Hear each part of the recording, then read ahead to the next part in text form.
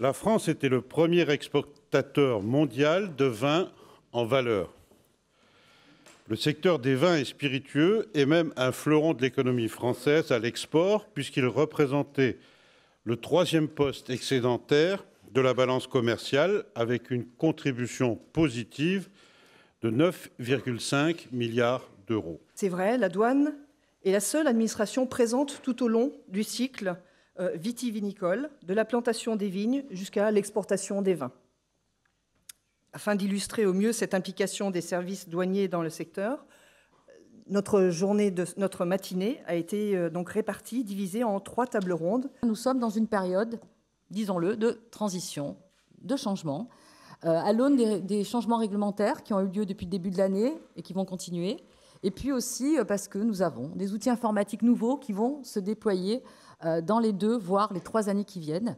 Et donc, le secteur vitivinicole, vu de la douane, va complètement muter.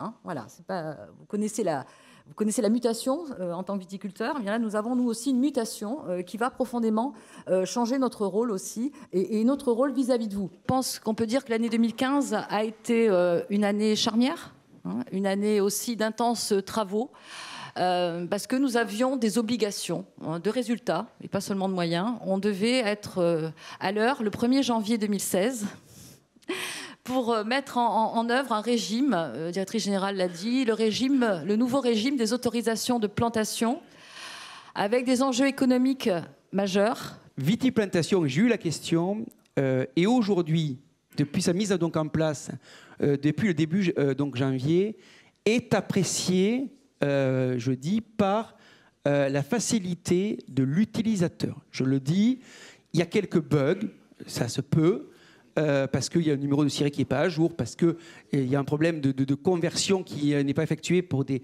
droits qui ont été achetés dans la réserve, dans les droits de plantation au mois donc, de décembre. Tout cela donc, va s'améliorer, mais l'outil est vraiment donc, ludique. Je l'ai essayé moi-même avec, que ce soit France Arimer et donc Elienao. Je pense qu'il n'y a pas donc de difficulté. Moi, je voudrais vous souligner, remercier tous ceux qui ont travaillé à cet outil-là. Par rapport effectivement à tout ce qu'on a pu mettre en place, toutes les évolutions et toute l'écoute que nous avons là-dessus pour fiabiliser, pour rendre utile ce CVI, oui, bien sûr, oui, j'y crois. Ouais. Oui. Il va falloir qu'on réfléchisse ensemble avec les services, mais également avec vous, à la manière dont on fait vivre ce CVI. Parce que finalement, ce CVI, il est intéressant s'il contient des données fiables. Hein. Si les données ne sont pas fiables, on peut l'ouvrir à qui on veut. Les données seront un petit peu moins intéressantes.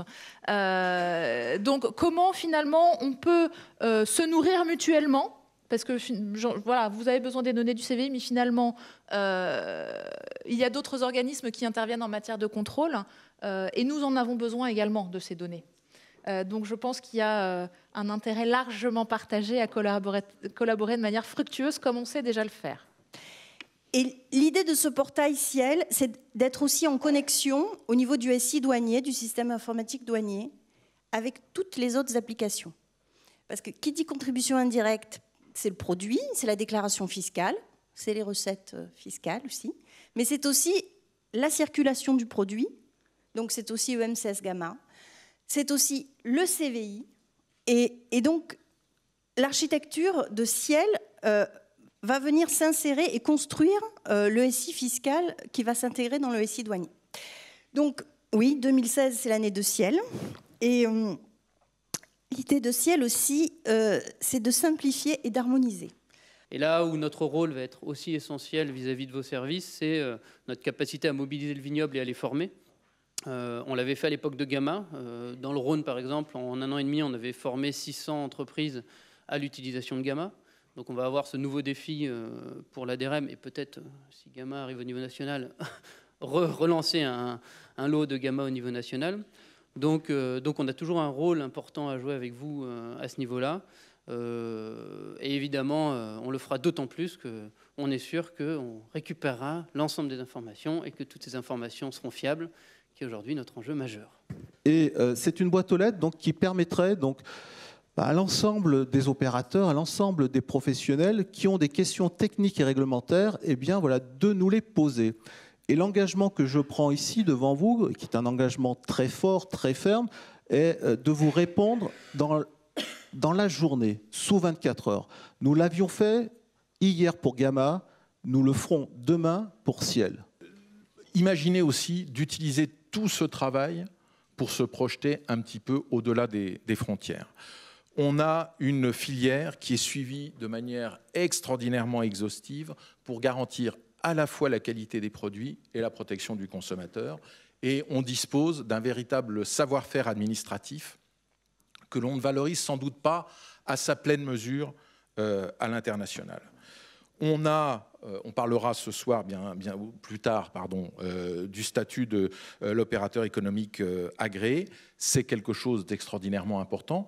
C'est quelque chose qui doit aussi nous permettre d'éviter de passer sous les fourches codines d'administration tierce par des jeux de reconnaissance mutuelle. C'est très important. Mais si l'on veut que ce dispositif porte vraiment tous ses effets en termes simplificateurs, il doit sans aucun doute aller au-delà des seuls aspects douaniers, et on a eu l'occasion de l'évoquer ensemble, peut-être aussi de s'intéresser à des enjeux de sécurité alimentaire, de sécurité sanitaire, considérant que le vin, comme d'autres boissons alcooliques, offre de ce point de vue-là des garanties toutes particulières. Pour la simplification, je crois que c'est une chose quand même importante pour la viticulture et notamment pour les plantations et pour le nouveau système qui arrive aujourd'hui, qui est quand même un petit peu compliqué.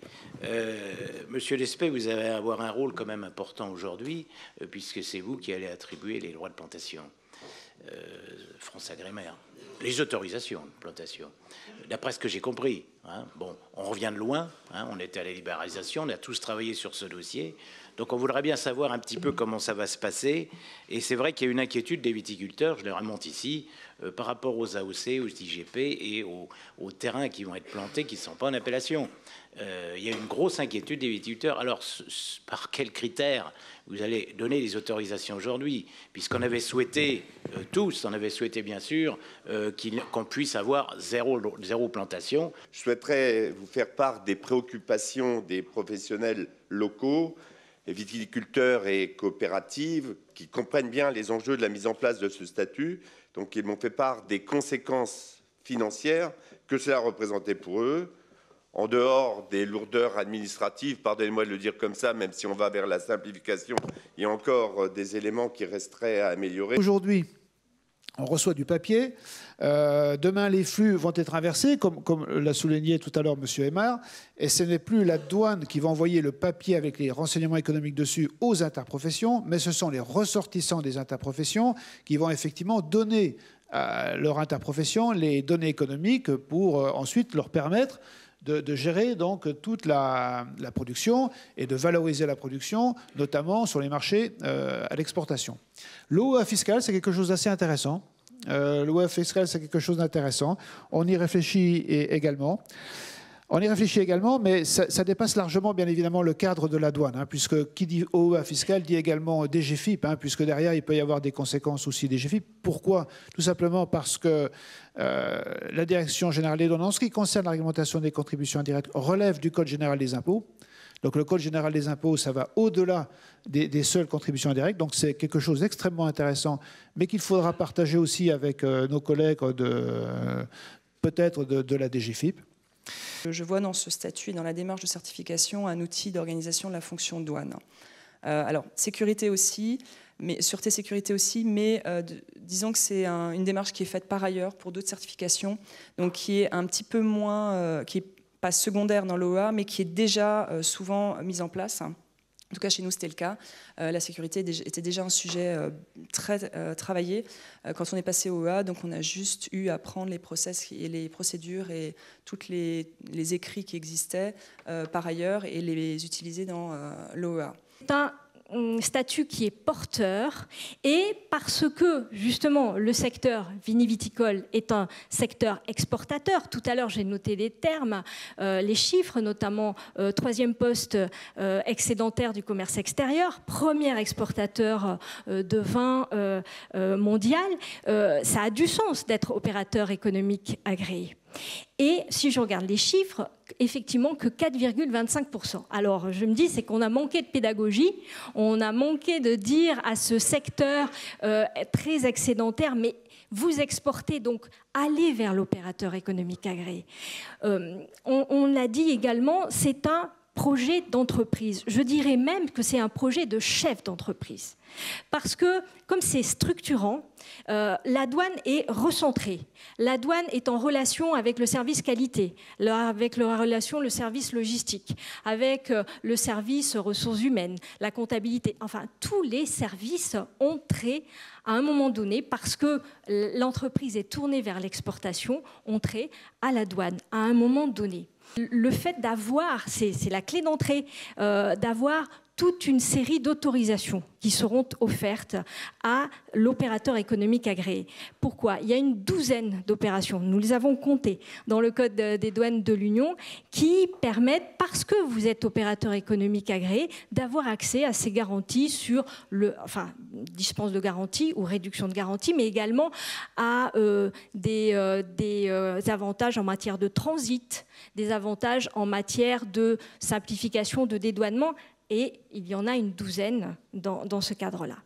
Donc, vous voyez, c'est un statut qui est porteur, et parce que, justement, le secteur viniviticole est un secteur exportateur, tout à l'heure j'ai noté les termes, les chiffres, notamment troisième poste excédentaire du commerce extérieur, premier exportateur de vin mondial, ça a du sens d'être opérateur économique agréé. Et si je regarde les chiffres, effectivement que 4,25%. Alors je me dis, c'est qu'on a manqué de pédagogie, on a manqué de dire à ce secteur très excédentaire, mais vous exportez, donc allez vers l'opérateur. Alors, vous avez parlé durant votre exposé du terme, vous avez utilisé le terme business partner pour qualifier la relation douane-entreprise. Moi, j'avoue que c'est un terme qui me convient parfaitement et qui illustre bien, à mon sens, la relation aujourd'hui entre la douane dans sa mission économique et l'entreprise, puisque les PAE en région, mais également la direction générale, sont les premiers interlocuteurs des entreprises dans toutes leurs démarches de conseil et d'accompagnement. Simplifier comment nous, ce qui nous a paru le plus simple, c'est qu'il puisse se mettre en place une sorte de guichet unique qui pourrait donc permettre de réduire les coûts et la complexité tout en payant l'impôt ou les accises là où il est dû. Il n'était évidemment pas question d'éluder l'impôt. Alors quand on parle d'accises, ce n'est pas forcément des sommes énormes, encore que, mais quand on parle de TVA, après ça commence à faire c'est les rentrées principales des États, comme vous le savez. On est une filière qui génère de la valeur. Elle génère de la valeur aussi parce qu'on arrive à la réguler. D'autres productions agricoles aujourd'hui en France sont en très grande difficulté parce que peut-être qu'elles n'ont pas ces outils-là ou qu'ils n'ont pas fait ce choix d'avoir des outils comme cela. Et ça m'amène au sujet de Ciel pour 2016.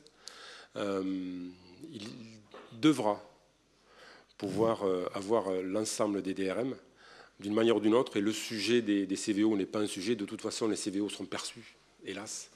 Mais elles seront perçues. Donc ce n'est pas ce sujet qui est en jeu. L'enjeu est bien de pouvoir disposer des données et des données les plus exhaustives possibles, tant de la viticulture que du négoce, lorsque les interprofessions devront pouvoir collecter toutes ces données pour ensuite pouvoir non pas réguler par elles-mêmes, je fais une parenthèse, mais surtout avoir les outils pour pouvoir réguler et avoir les données pour pouvoir réguler. Sachez que nous allons poursuivre nos travaux, que nous allons nous retrouver, peut-être ici dans un an, pour faire le point de tous les sujets que nous avons mis sur la table aujourd'hui. En tout cas, à très bientôt et merci encore d'avoir été présents ce matin à nos côtés. À bientôt.